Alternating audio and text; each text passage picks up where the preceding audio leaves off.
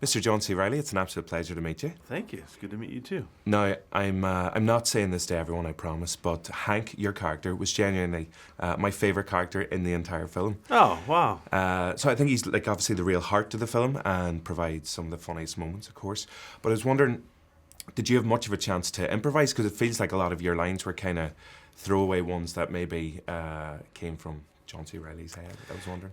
Yeah, I definitely was encouraged to improvise a lot. I can never remember what was in the script and what wasn't, but yeah, Jordan, the director, gave me a lot of freedom and encouraged me to just delve into Marlowe's past and his own kind of separate reality. He's different than all the rest of the characters in that he's been stuck on the island all this time, and he's also a man out of time. He's from another era altogether. He's just missed the modern world altogether. So, yeah, there was a lot there. A lot of the kind of funny, weirder lines are definitely things that I came up with. Yeah, there was a lot of lines where you were threatening to kill people. So I think those are my favourite moments. Yeah, that was definitely improvised. And Kong is obviously very handy to have around in a fight if he's on your side. But I was wondering, and there's some amazingly creative deaths in the film, but I was wondering if you could crush or get Kong to crush one person underfoot, what person might pop into your head? Any person in the whole world? Any person in the whole world. I don't even have to know them. Nobody has to know. Like Steve from years ago. This guy I know named Don. Let's put it that way. Okay. Yeah. Okay, fair enough. Now, between... I don't know him personally. All right, okay. I'm sure there's loads of Dons out there. To tell you the truth, I would not wish death on anybody, but... Fair enough. Yeah, in today's world, it might be more convenient if some people were not in power, let's say. But I think I get you.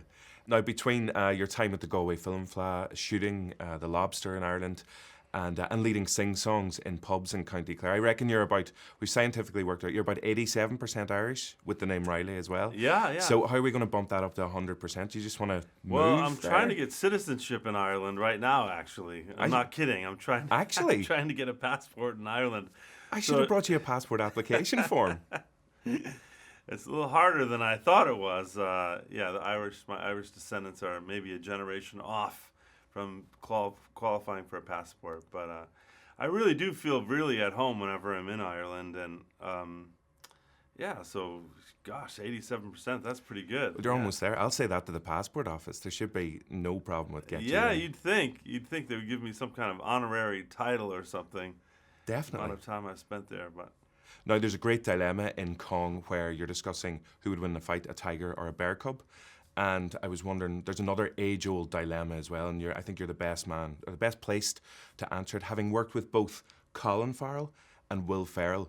Who would win the fight between Ferrell and Farrell, or Farrell and Ferrell? Well, Will Ferrell's quite a big fella, and as tough as Colin is, I'd have to give it to Will. He's just for size, for sheer girth. And last question, I'm just wondering, what should we do with people who use their phones in the cinema? Wow, I don't know. To politely ask them to put it away, I suppose. I mean, yeah.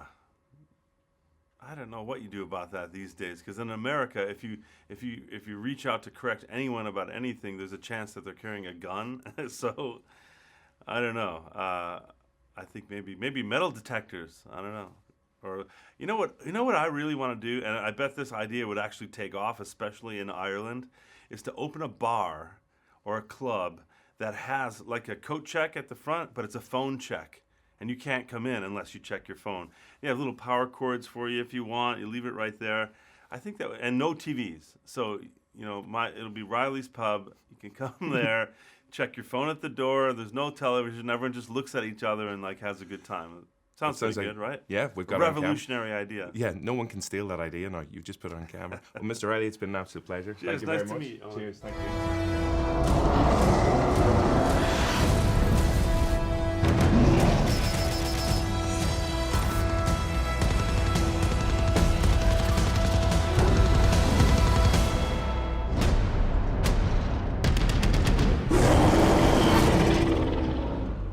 It's a good group of boys. We're all gonna die together out here. You shouldn't have come here.